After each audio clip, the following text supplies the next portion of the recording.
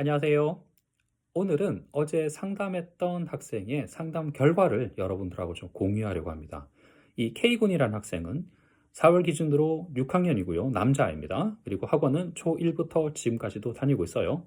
지금까지 두 곳을 다닌다고 했고, 예전에 두 번 옮긴 거죠. 한 번 옮겨서 두 번째 학원이고, 원서 독해 중심으로 학수업을 하고 있다고 들었습니다. 그리고 실제로 K군이 사용하고 있는 교재를 제가 부탁을 드렸어요. 가지고 오시라고 상담할 때. 그 교재 일부입니다. 워크북의 일부예요.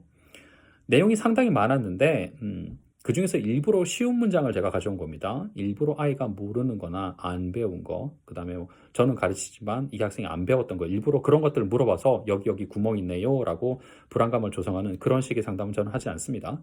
아이가 직접 쓴 거예요. 자기 손글씨로 쓴 겁니다. 그 중에서 쉬운 문장이에요. 2번 문장을 보면 They like to play video games 있죠. 네. 초등학교 6학년이라면 이 정도 문장은 당연히 알겠죠. 역시나 물어봤더니 잘 읽고 해석도 잘 합니다. 그러면 뭘 해야 될까요? 네.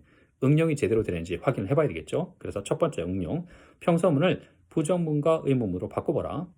그 다음에 두 번째, 단순 현재 시제와 현재 진행형 시제를 구분하는 건지 제가 두 개를 체크해봤습니다. 같이 한번 보시죠.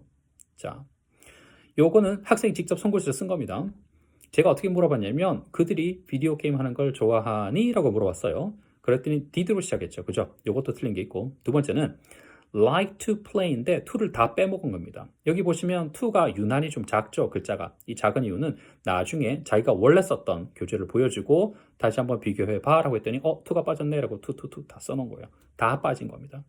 그리고 문장 4번을 보시면 자, 원래 있는 문장은 그들은 비디오 게임을 하는 걸 좋아합니다 인데 그들은 비디오 게임을 하고 있니? 라고 물어봤어요. 현재 진행형 시제이면서 의문문으로 물어본 겁니다. 그랬더니 they play doing video games 이렇게 쓴 거죠.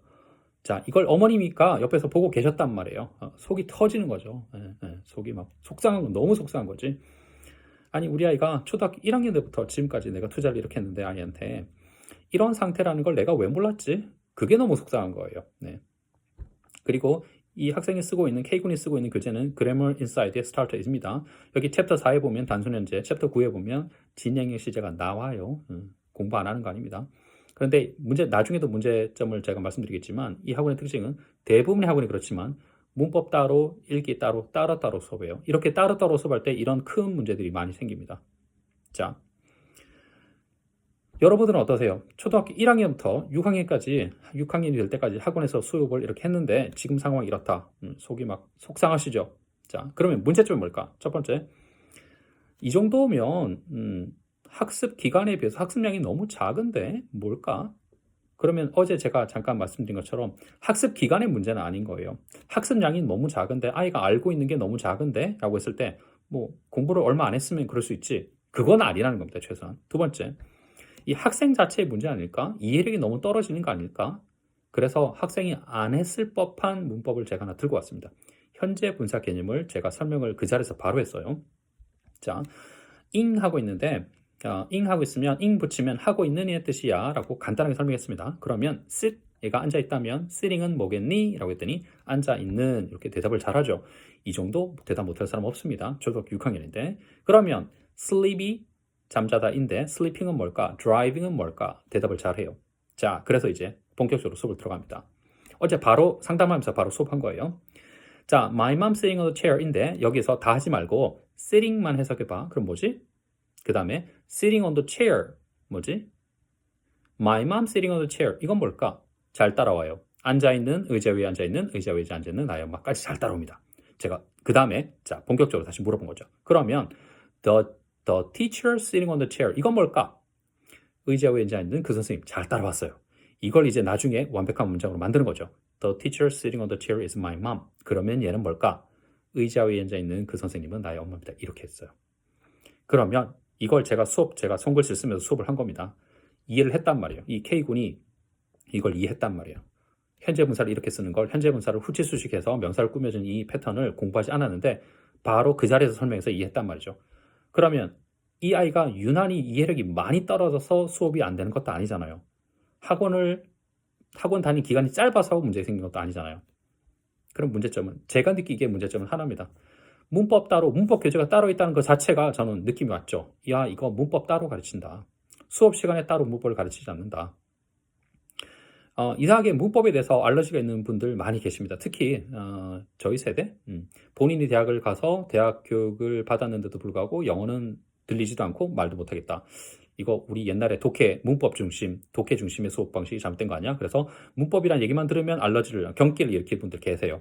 그런데 문법을 강조하는 것 자체가 문제가 아니라 문법을 따로 가르치는 게 문제예요. 문법 따로, 그 다음에 다른 수업 따로 완전히 분리를 시켜버립니다. 이게 문제예요. 제가 수업할 때는 문법을 베이스로 말하기를 해야 돼요. 쓰고 말하기와 문법이 분리될 수가 없습니다. 특히 초등학교 과정에서는 문법 수업 자체가 말하기 수업이어야 하고 문법 수업 자체가 쓰기 수업이어야 합니다. 이걸 두 개를 분리하는 순간부터 이런 현상들이 벌어져요. K군이 수업할 때, 자, 대답을 막 할 때 물어봅니다. 선생님, 이건 과거 시제예요? 이거는 뭐 3인칭이요? 막 이런 얘기를 해요. 배운 건 있다라는 거죠. 엄마도 옆에 있지. 모르는 선생님한테 자기가 평가받고 있으니까 내가 얼마나 공부를 잘하는지 밝히고 싶은 거야. 그러니까 자기가 알고 있는, 들었던, 공부했던 문법 용어를 막 내뱉는 겁니다.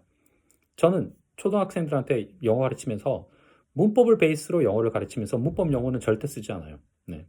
용어가 중요한 게 아니라 개념이 중요한 거기 때문에, 그리고 더 중요한 건 그 문법 요소를 활용해서 스스로 말하고 쓸 수 있는 단계를 만들어주는 게 그게 제가 생각하는 기초이기 때문에 그걸 100% 수업했습니다.